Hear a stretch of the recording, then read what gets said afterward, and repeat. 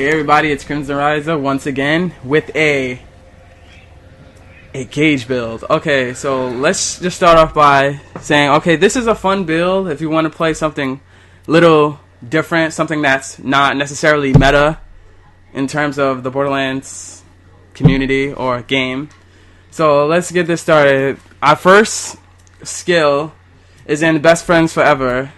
It's cooking up trouble. Okay, I put 5 points in this because like health regeneration per second is always great, and as long as you have a full magazine, you generate health. Okay, the next is in a little big trouble. Like, I have 1 point in more pep. I've heard rumors about this whole skill being like, oh, broken, it doesn't work in anything, but I decided to use it because why not? It's like I'm getting benefited plus 4 points from my class mod, so why not? Why not? Just put 1 point in it. So 1 point into more pep. Mydlin, I put 5 points into it because shield capacity plus 15% is always nice, and shock damage resistance plus 30% is always nice as well. And plus, since more pep is broken, why not? Shockstorm, I'm not a big fan of this skill, mainly because I feel that's kind of situational. Because like it seems like to only like proc whenever Death Trap would do something. Yeah, if you get a critical, yeah, it's fine, it'll proc. But I'm not, because like sometimes your anarchy stacks does get high, so you're not always gonna be like hitting for the head. So it's like, okay, 1 point in the stair, mainly because I just had an extra point, so I said why not. Okay, now let's go to Shock and Og. This is a very good skill. It's like, I think it's like pretty much a staple if you're doing anything that revolves with shock damage. So I say why not. Elemental Burn, I get plus 4 from my class mod, so why not? I mainly put it, 2 in additional points to this because keep in mind, my wired zapper class mod only gives me plus 4. I put 2 in this so I can actually go down lower into the skill tree. I would normally just put 1 point into this because like each time when I have someone shocking, electrical burn, the percentage on it will actually proc each time like an electrocute number would appear. So each time when a number would appear above an enemy's head, because I'm dealing damage, electrocute damage, like electrical burn has a 24% chance of actually happening. So okay, I put that. Another staple to shock builds is obviously Wires Don't Talk. Increases all shock and electrocute damage that you inflict. I'm very fortunate to have a plus 5 for 4 class mod, so I'm getting plus 5 to Wires Don't Talk, which is pretty good. Another skill that I'm not a fan of at all, but I decided why not, is Outburst. Not shooting an enemy for a short time grants you a stack of it, and the next time you shoot an enemy, all stacks are consumed, and you deal bonus slag damage.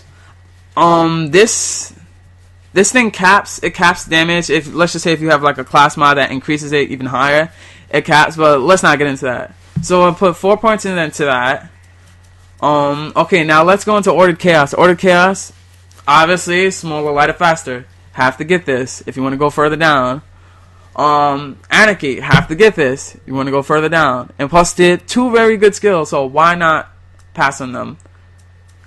Now let's go to Bloodsoaked Shield. In my opinion, one of the best kill skills in the game. Killing an enemy admittedly restores a portion of your shields, but you lose a portion of your health. Okay, you may think, oh, this is bad, oh, you lose 5% of your health, but you gain so much health regeneration within this build, it really shouldn't even matter. So, and plus, there's a whole reason behind it as well, which you will see later on in the build. Discord, prematurely reload and activate Discord, you gain accuracy, fire. Okay, you guys can read, okay? So you guys can read. So you see what it says. Pretty sure you played Gauge. You know what this does. Typecast. I use 4 in this because, like, an additional point of Anarchy each time when you would get an Anarchy stack is nice. Rational Anarchist, like this is pretty much a staple as well. When you have 0 Anarchy and you would gain 1 point of Anarchy, you get 25. So that's a whole 24 points of killing an enemy or reloading that you don't have to do. Okay, so now let's go down with the gear. Okay. Number 1 is the Tulane. You receive this gun by doing the Clan Wars in Dust, and I believe you obtain this unique weapon if you side with the Zaffords. Don't quote me on this, but I will get down later in the video of why I actually use this gun. Keep in mind, this is a fun build. Binari Ruby, the new coming age of Borderlands 2, as of right now, in my opinion. The Ruby is a very good gun. And other typical shock weapons that people should have or should use if they want. The shock conference code ×7 multiply and a shock Norfleet.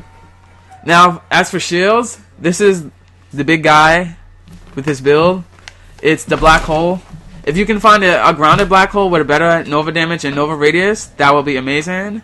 But this is the best as I can come up with as of right now. So, this shield is amazing with this build. You will see why later in the build.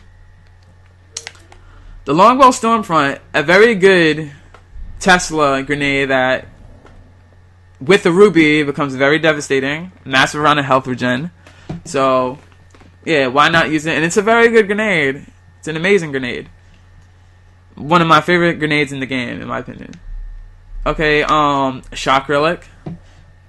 Any person who uses shock damage should have a Shock Relic. And a wired Zapper class mod or a wired... Wait, I'm not sure if that's... Yeah, the wired Catalyst class mod. Well, as of right now, I will show a little snippet of, I guess, how this build works. Alright, let's go. Okay, oh yeah, one thing I need to point out. The reason why I use the Tulane is because I like the idea that that it does shock and slag an enemy at the same time. Like, let's just say if I shoot an enemy, they will get shocked and slag at the same time. But the downside to this gun is that its red text is that it slags you. But the purpose of that is, like, I'm okay with it, is because, like, with you being slagged, you take more damage. Therefore, so your shield will pop much easier. And when your shield pops, what happens? The black holes effect procs. Okay.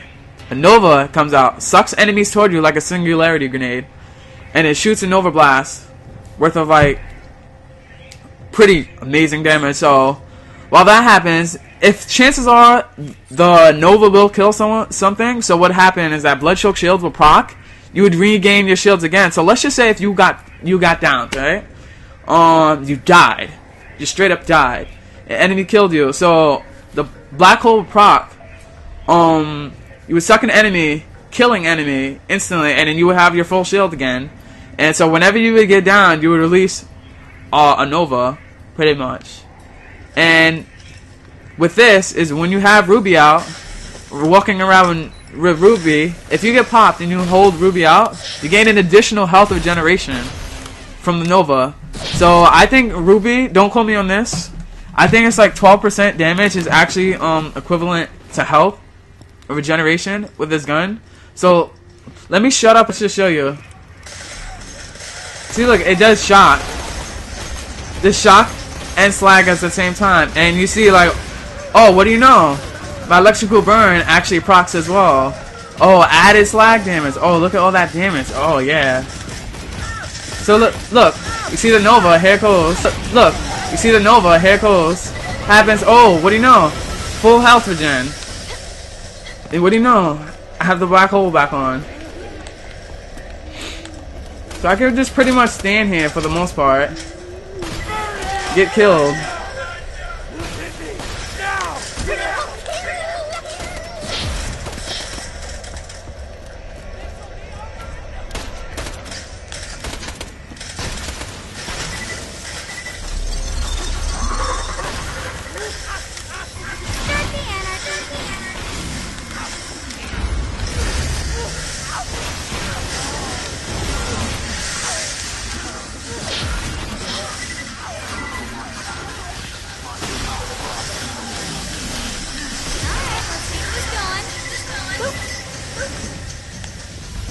Super badass.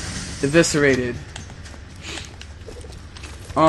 These are just other staples I use. So with this build, is that if worst comes to worst and you're in danger, you can just pull out the ruby, blast some couple rounds on some enemy of the sort. Oh, look at that. Oh, suck it.